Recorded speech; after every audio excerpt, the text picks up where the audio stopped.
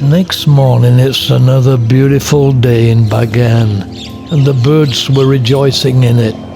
Believe it or not, it's already 9 o'clock in the morning, and I decided against taking a hot air balloon ride. The 45-minute ride costs $345 upwards per head. My return air ticket from Hong Kong, a 2-hour trip, cost about the same. My advice to tourists: avoid the Irrawaddy cruise boats and the hot air balloons. An easy way to check the weather here, the weather forecasting stone. It was dry and had a shadow, so great weather.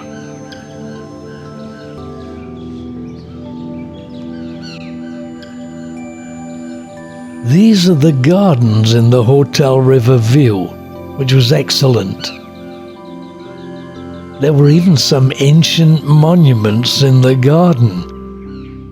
I was bemused. Where else on earth can you find a hotel with ancient monuments in the garden? Not many. Mind you, I did stay in the Dolmen Hotel in Malta that had 5,000-year-old dolmens in the garden.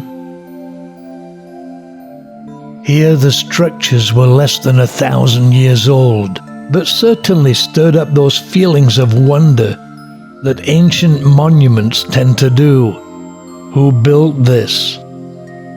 What was life like here by the river 1,000 years ago? What did it look like at the time it was built?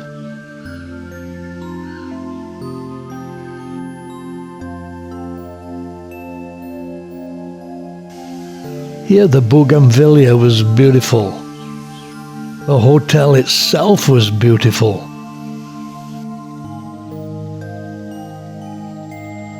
I was on my own, filming, writing, studying, and I just enjoyed breakfast watching the river life amidst nature and history. And blue skies and sunshine. The morning sun actually very pleasant.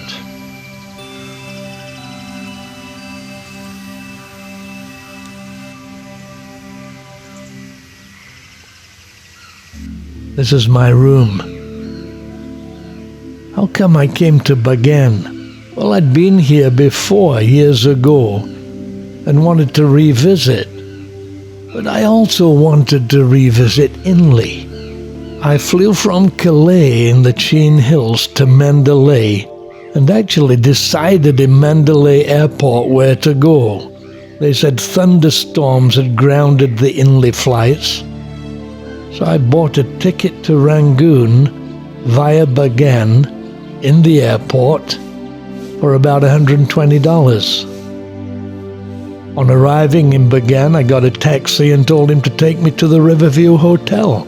Walked in and negotiated a price. The next day, the manager upgraded me to a suite.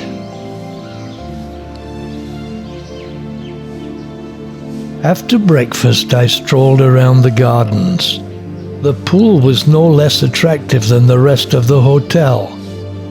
The buildings totally in keeping with its historic setting. Even Burma-style thatch.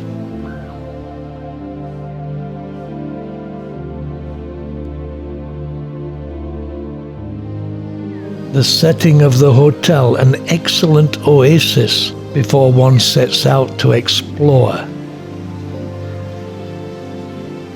Reflections and color creating interesting dynamic art. Surreal at times, certainly emotive. Etching a unique memory on the mind. And all the while, the bird's song accompanied the sights.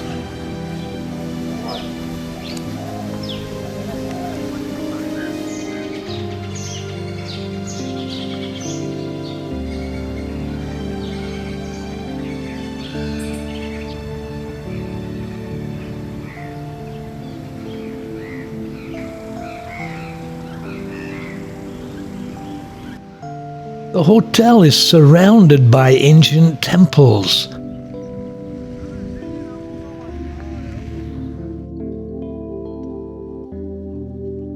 And even the preferred mode of transport is ancient.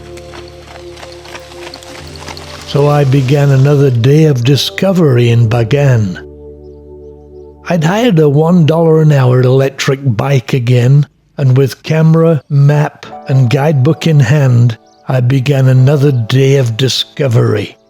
For me, this was an ideal way to explore and shoot. The guidebook told me to be sure to climb the Shwe Sandor Pagoda. The pagoda contains a series of 5 terraces, topped with a cylindrical stupa, which is topped by a bejeweled umbrella, and built by King Anuruddha in 1057. Enshrined within the pagoda are said to be sacred hairs of the Buddha.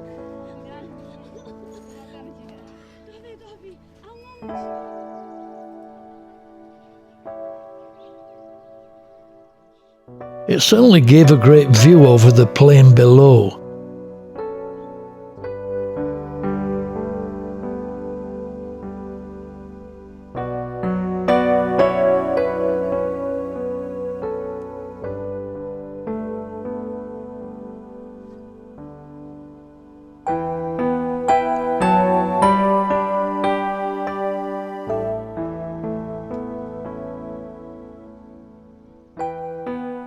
The Irrawaddy River in the distance and the hills beyond. This is known throughout the world as one of the unique ancient sites on Earth. One of its photogenic qualities being the views change with the light. And as the day progresses, it reveals different facets. In addition to the views, one gets opportunities to explore individual pagodas and sometimes meet people, and also see some of the intricate handicrafts that the local people create.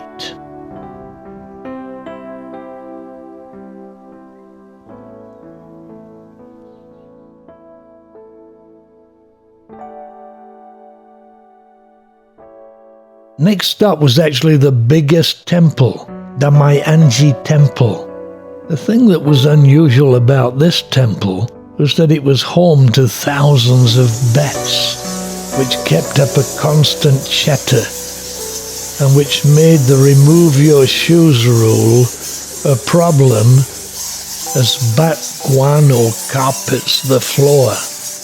The temple was built in the 12th century, but paintings inside are more recent, 18th century, and the unusual occurrence of 2 Buddhas side by side. The standard of workmanship was very high, but there was a good reason why. This stone is where they used to chop off the hands of the workers who did not keep up to standard. If you could put a needle between the stones, the king chopped off their hands. The Buddhist virtue of ahimsa, non-violence, appears to have been selectively applied. Worship of the Buddha continues here.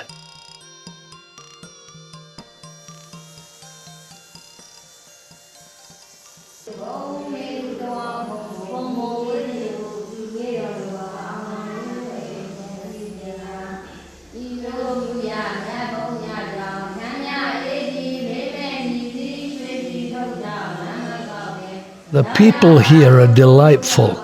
This teenage girl was trying to earn money selling souvenirs. She told me she gave what she earned to her parents for the support of the family. She was one of few people that I met who could speak good English. I was blessed to talk with her.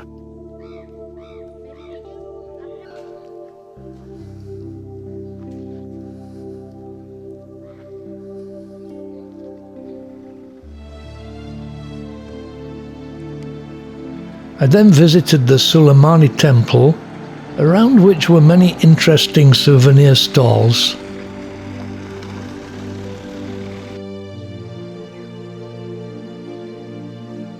But my main purpose was to take time and get some good shots. The juxtapositioning of nature and history makes for a striking shot. Likewise, light and dark.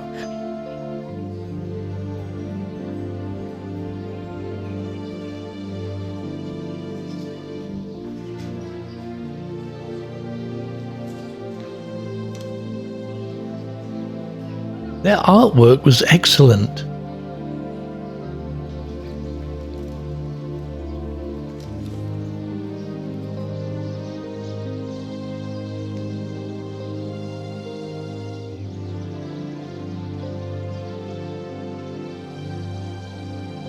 So my time is coming to an end.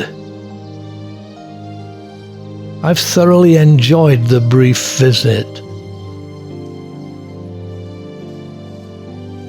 The place, the weather, the people, the history, and the culture. Finally, the fun. The bike is 5 sizes too small. A French girl offered to take a shot of me riding and promised not to laugh. She broke her promise. And you can see why. 2 hours later, I was on a plane to Rangoon. A great trip, so why don't you travel? Sometimes what you're most afraid of is the very thing that will set you free.